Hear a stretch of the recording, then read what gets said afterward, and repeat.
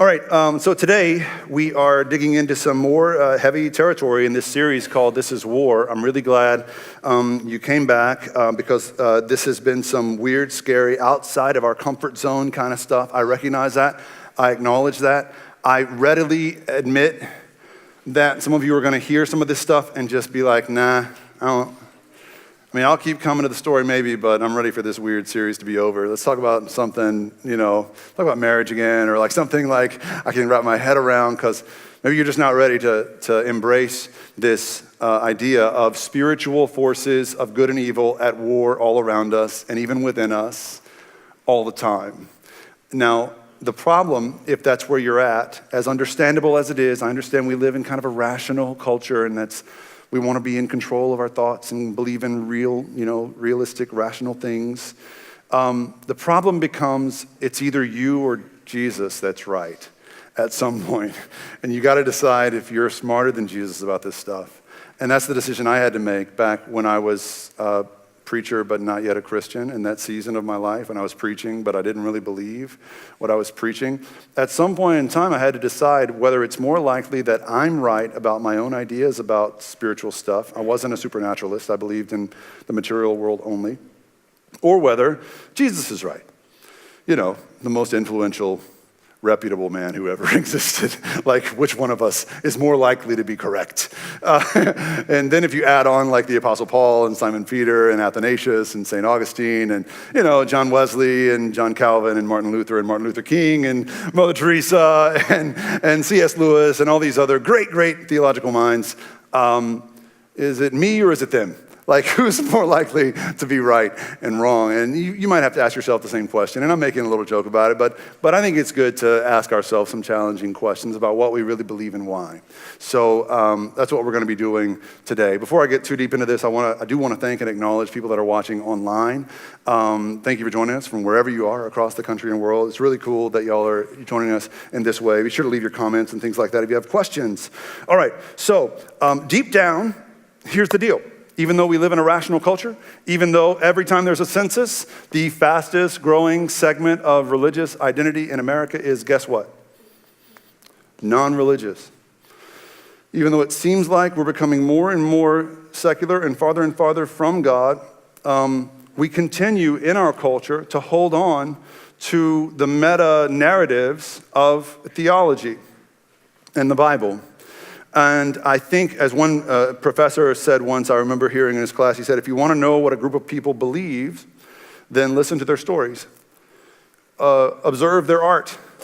Look at what they're creating. And so if you look at our movies and our books and our comic books and our art, you see what the Bible says is real. This cosmic, supernatural struggle. You see stories being told about light versus darkness and heroes versus villains. And the Christian worldview would say, well, all those stories are derivative of the one true story. Like, there is a master narrative, and then there's other stories that are derivative of that master narrative. And fictional tales spin off of the nonfiction one.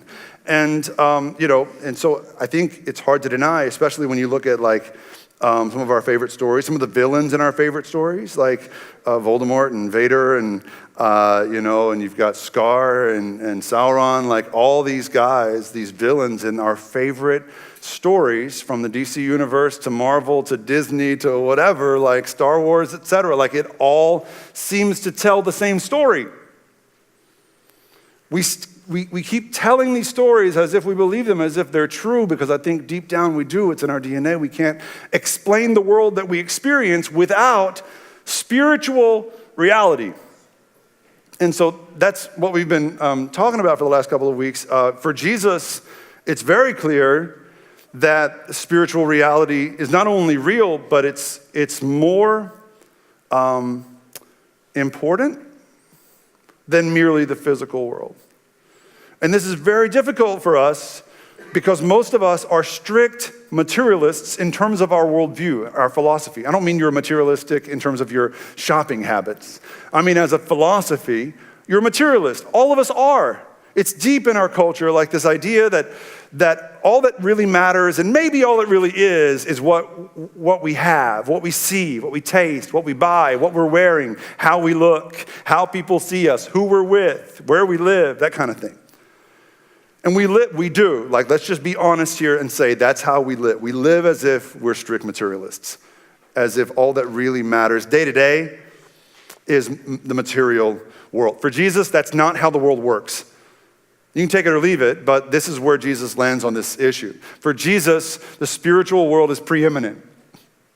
The spiritual world matters incredibly more than for most of us. And this is the same, he prioritizes his attention to the devil, to this Satan figure. He talks not just about him, he talks to him. And so he takes that person, that creature, very seriously, where we've made kind of a mockery of Satan in our culture. He says that we should, in Matthew chapter 10, verse 28, Jesus says, we shouldn't be afraid of the ones who might harm or kill the body. We should be afraid of the one who has the potential or can kill us body and soul for eternity.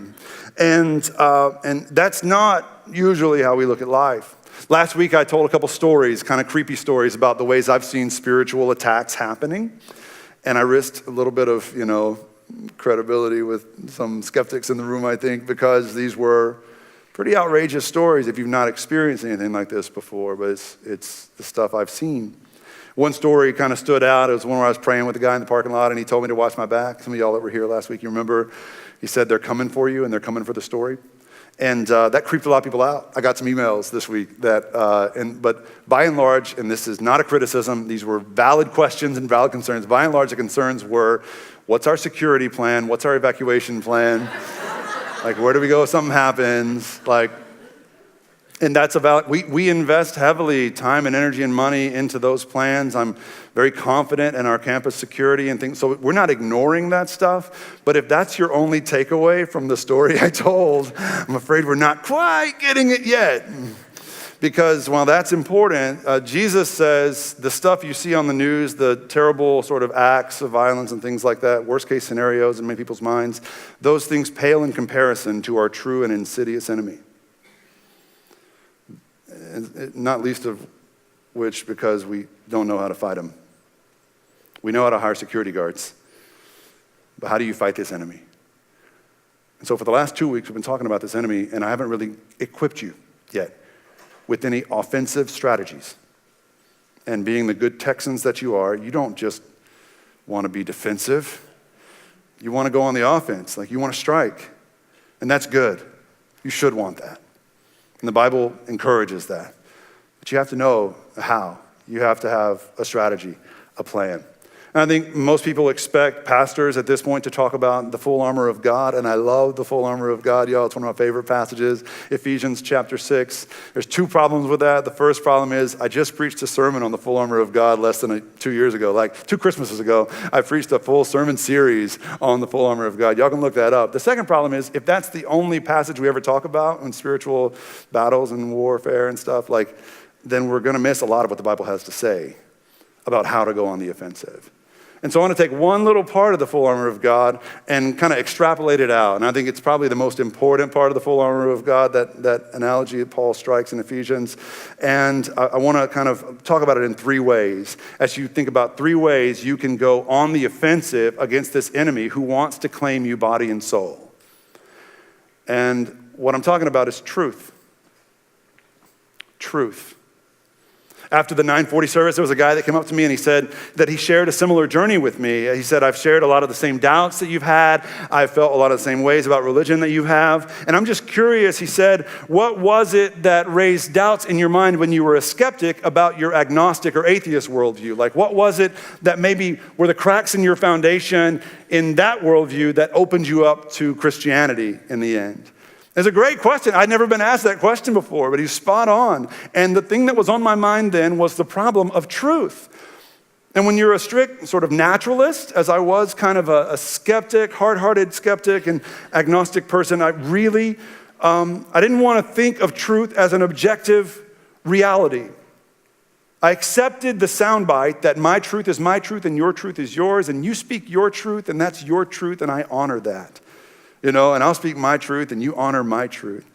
And that all works until, somebody's truth is 15 wives, like barefoot in the kitchen or something. Like that all works until there's oppression.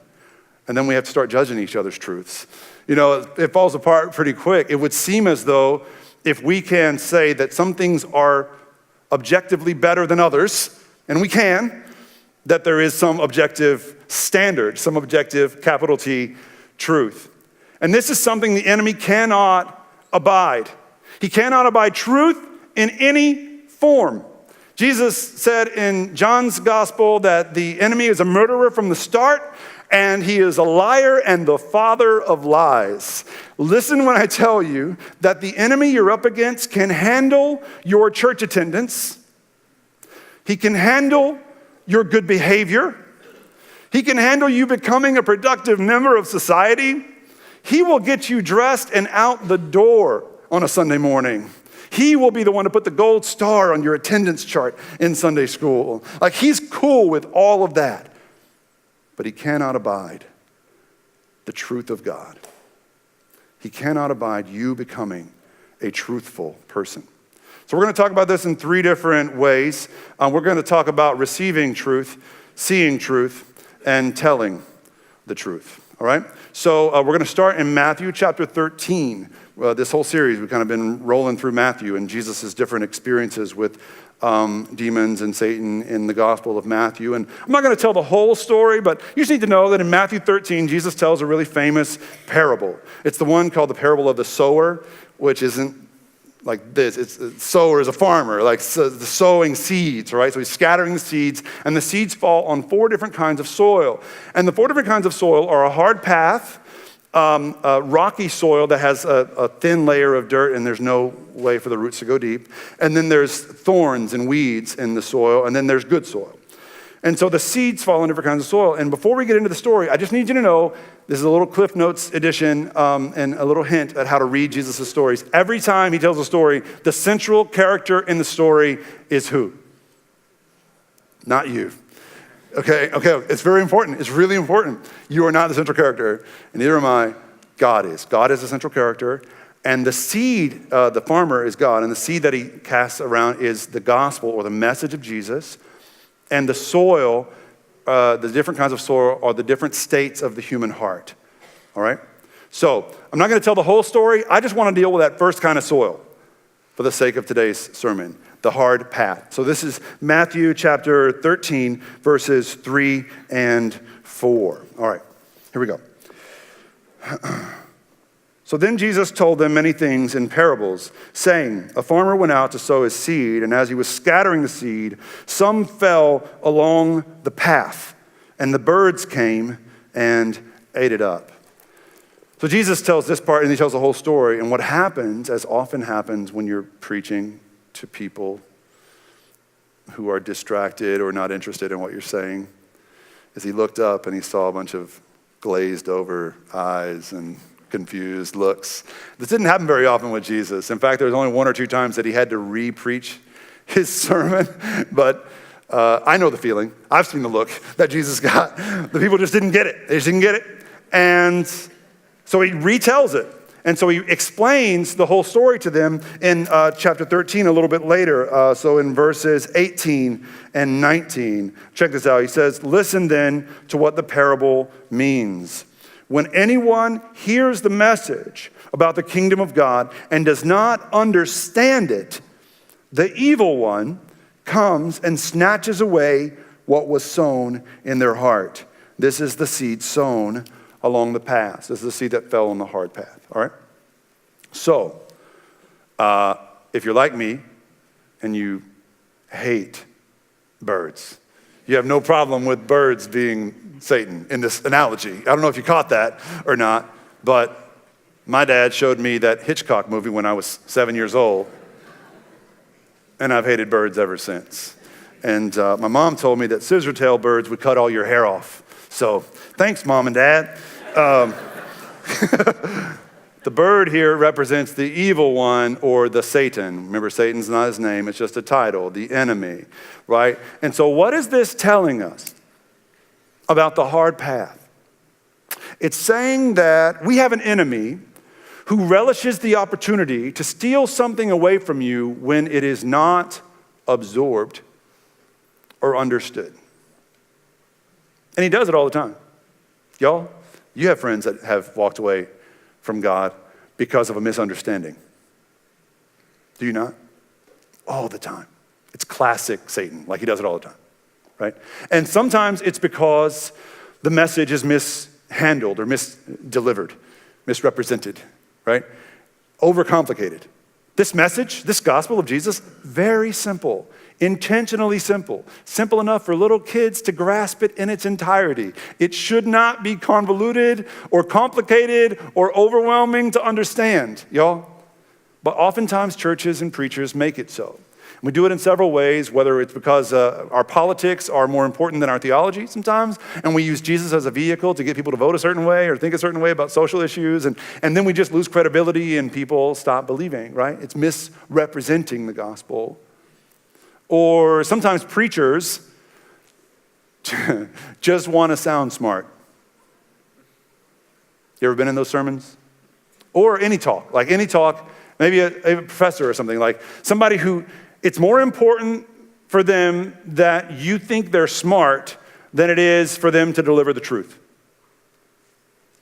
This was me. I'm convicting myself. This was me when I was preaching before I was a Christian. I didn't believe the stuff I was saying, most of it. And so instead of preaching with conviction, I preached with confusion. The best thing that people could say to me after a sermon was, man, that was really over my head.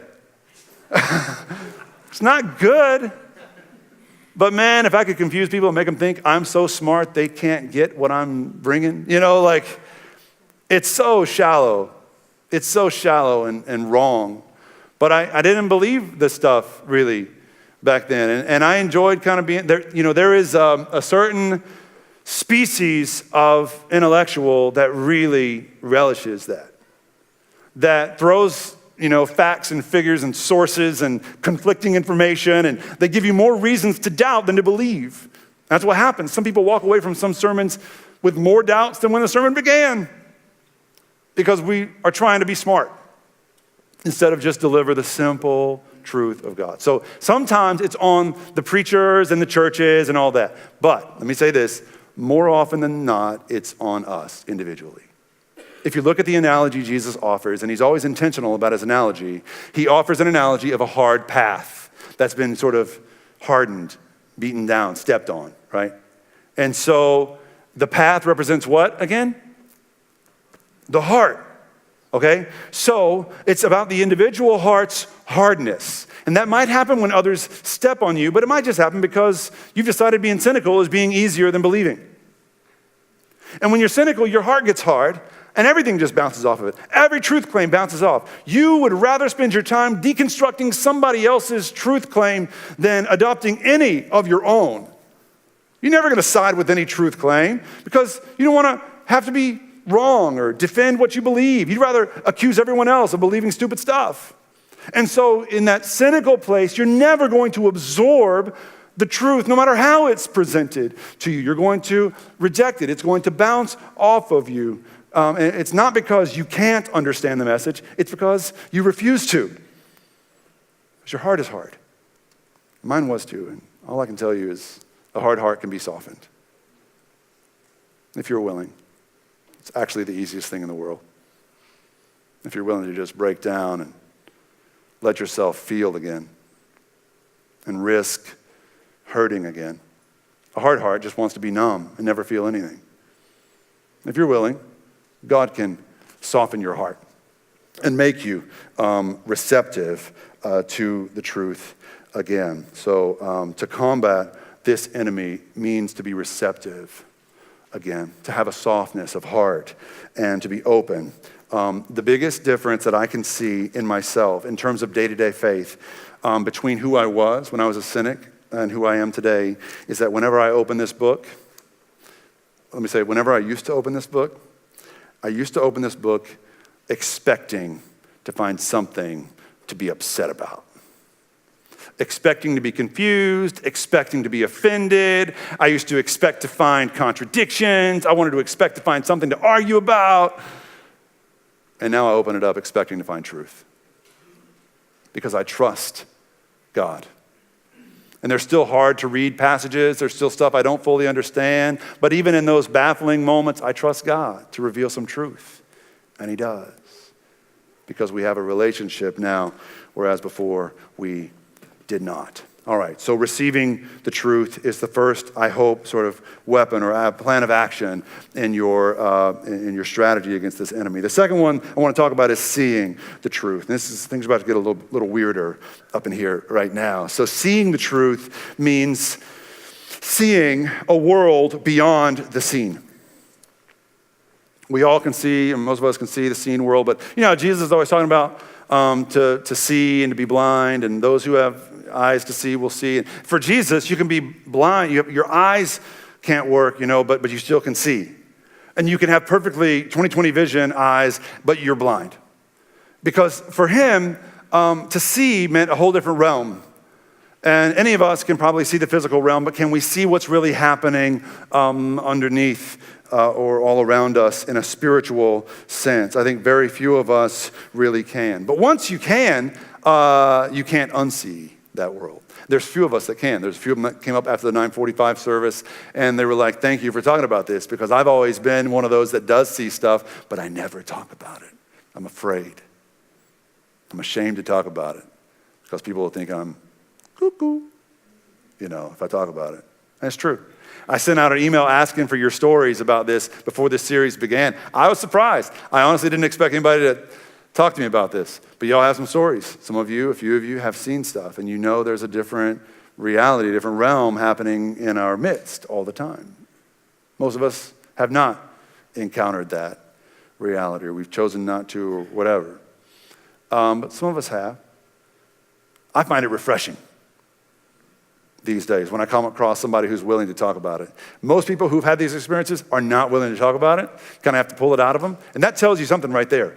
They're not being sensationalists. They're not exaggerating for the sake of attention. You know what I mean? So there's one person who I trust implicitly. She's one of my closest friends. And she tells me when she sees stuff. I have to pull it out of her sometimes, but she'll tell me. And she'll say, I saw stuff, today in worship. And she'll say, sometimes I see a light around you in worship, and there's just the light coming from you in worship. And I'm like, wow, this is awesome. I like that. And then one time she said, I saw this dark thing hovering over you as you were preaching. I was like, I don't like that as much. Can we go back to the other thing? She was like, as it hovered over you, it was like you were stumbling over your words. You weren't being clear. You weren't making a lot of sense. And then you started talking about Jesus and getting into Jesus' story. And the more you said Jesus, the less that thing was hovering over you. And then that thing was gone, and you were making your points, getting back on track again. And some of y'all are thinking right now, I have crazy friends too, Eric. That kind of thing. And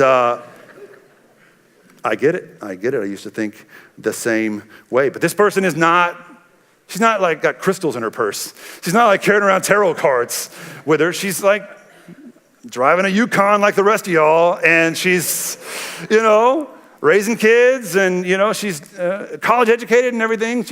But her eyes have been opened. And the first thing God does after he softens your heart is to open your eyes, if you let him. He'll open your eyes to see what's really happening around you. And that's good on two fronts. It's good so you can see the enemy against you, but it's even better so that you can see the forces that are on your side, supporting you, flanking you in whatever battle you're up against. Check this out. I had to share this. This is not on point with the message. It's not in Matthew or whatever, but this passage, I could not let this series pass without sharing this with you. It's about a war that was waging in Old Testament times. This is from 2 Kings, and Israel is being attacked, and the prophet Elisha is kind of the voice for God among the people of Israel at the time. And this is what happens in 2 Kings chapter 6, verses 15 to 17. When the servant of the man of God, this is Elisha's right-hand man, when the servant got up and went out early in the next morning, an army with horses and chariots had surrounded the city. Oh no, my Lord. I love it. I don't know why. That cracks me up every time. Oh no, my Lord. What shall we do? The servant asked. Don't be afraid, the prophet answered. Those who are with us are more than those who are with them. I'm going to stop just a second and say, if you read the whole story, like the backdrop of the story, that's not true in terms of troops. So they were outnumbered, right? But Elisha says those who are with us are more than those who are with them. And then Elisha prayed, open his eyes, Lord, so that he may see. And the Lord opened the servant's eyes, and he looked out and saw the hills full of horses and chariots of fire all around Elisha. He could at last see what Elisha saw. That they were not alone in this. It was not just Israel's army, it was armies of angels flanking them. They were in God's hands and in his care. How good would it be for you to know when you're facing a mountain that seems insurmountable? When you're facing an enemy who seems to have your number, when you're fighting a war that seems unwinnable, what a blessing would it be for you to see that you're not alone, that you're surrounded by armies of angels, that God's got you, that even if somebody comes at your body, that God's got your soul, and they can't take that from you, that you aren't alone. The writer of Hebrews talks about this. In Hebrews 12, he talks about running the race with endurance. It says, therefore, since we are surrounded by such a cloud of witnesses, and he's not talking about these people in front of us, he's talking about heavenly witnesses, right?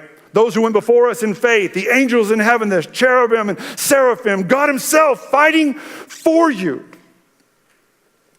When you have these chariots of fire and horses alongside you, carrying you up the mountain you thought was insurmountable, winning the war you thought was unwinnable, overcoming the obstacles and the enemies you thought had your number.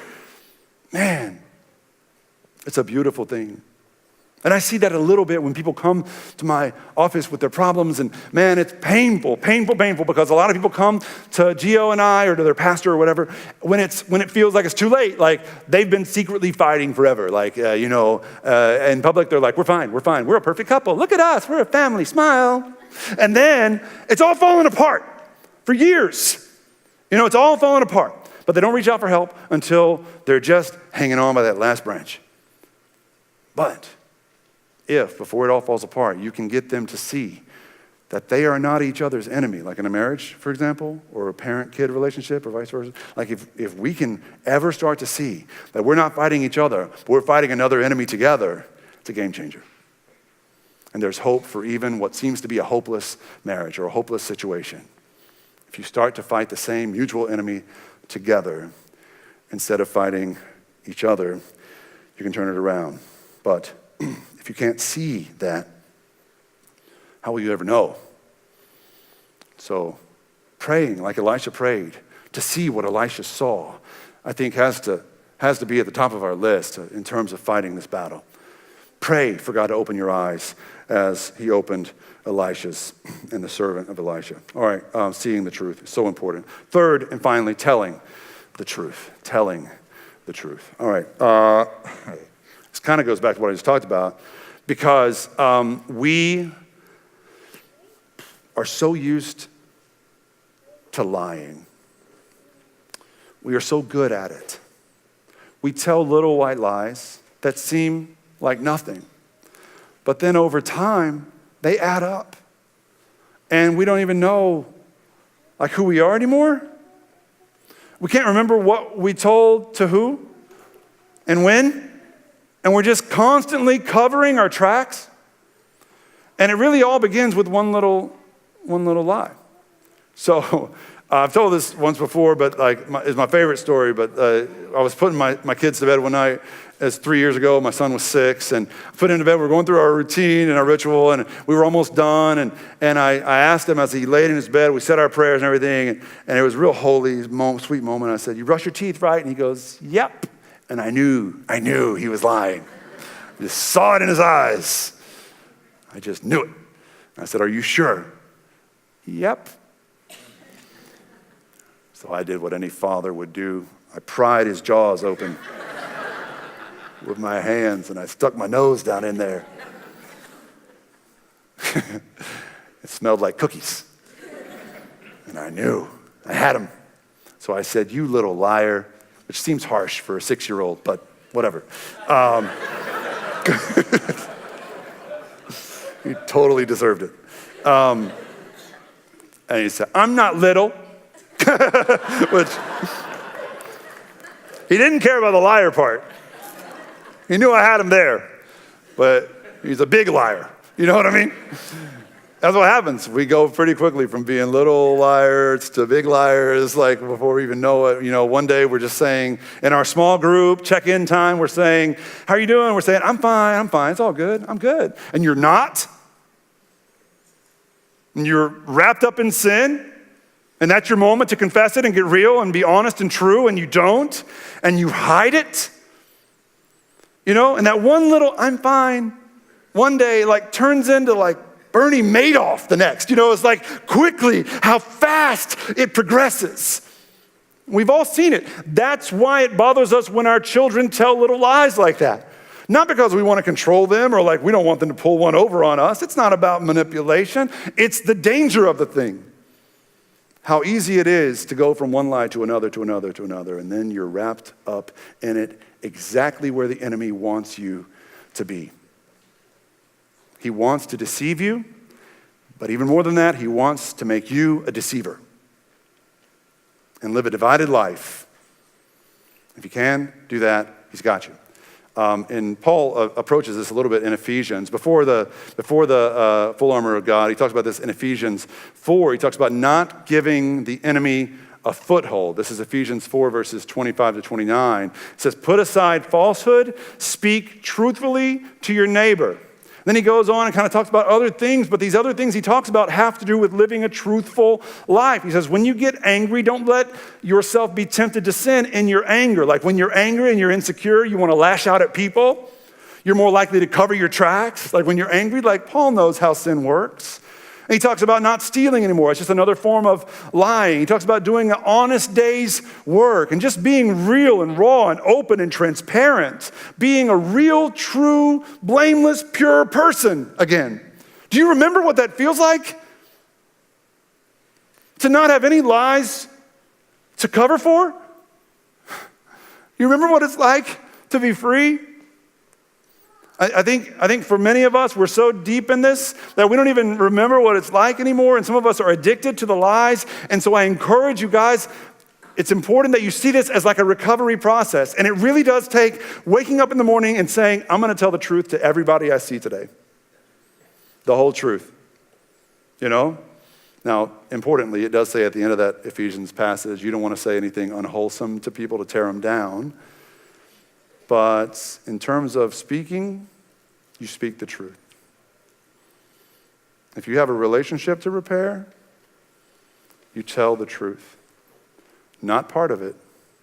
If you tell part of it now, the rest of it comes out later, and everything you've worked to rebuild is destroyed again. You tell the whole truth. And when you tell the whole truth, you disarm the devil who wants to own you. He doesn't know what to do with a truth teller. If somebody asks you how you're doing, refuse to say, I'm fine. If you're in your small group, how you doing? Yeah, I'm good. Pass the wine. No. I'm a mess right now, y'all. I'm not going to lie. I'm a sinner. Struggling with this, and I need some help. And I spoke out of turn to my wife. I spoke, raised my voice, whatever. And I need some help. I need some prayer, some accountability here. I know it's hard to be vulnerable, but when you are, you're empowered, emboldened in the face of this enemy that wants to make you a deceiver. All right, I'm a little bit over my time, so I'm just gonna end with this. I cannot tell you how practical every day the ramifications are of these conversations. I know it seems ethereal, like we're talking about, saints and sinners and pie in the sky kind of stuff. This is everyday stuff.